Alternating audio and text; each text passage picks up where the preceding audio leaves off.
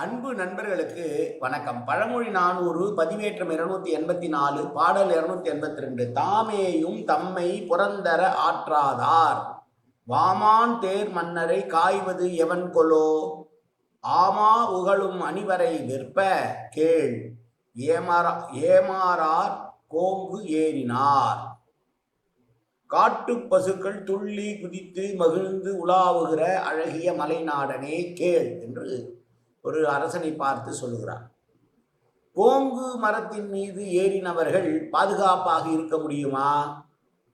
ஏனென்றால் அதனுடைய கிளைகள் என்பது மிகவும் மெலிதாக இருக்கும், உடனே உடைந்து விடக்கூடிய தன்மை உடையதாக இருக்கும்.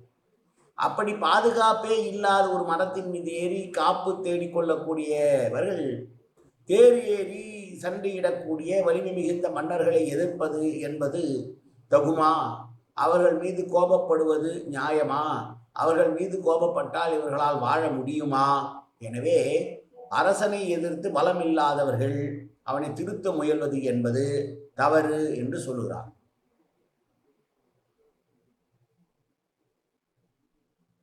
ஏனென்றால் அரசனை பார்த்து கோபப்படுவதால் என்ன பயன் வந்துவிடப் போகிறது இவர்களுக்கு? இவர்களோ பலமில்லாத மரத்தின் மீது ஏறி காப்பாற்றி கொள்ள முடியும் என்று நினைக்கக்கூடியவர்களாக இருக்கிறார்கள். எதிரில் இருப்பவனோ பலமுருந்தியவனான அரசன்.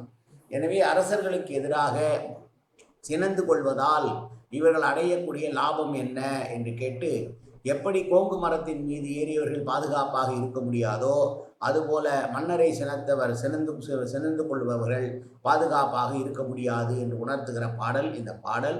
மீண்டும் பாடலை பார்ப்போம். தாமேயும் தம்மை புறந்தர ஆற்றாதார் வாமான் தேர் மன்னரை காய்வது எவன் கொலோ.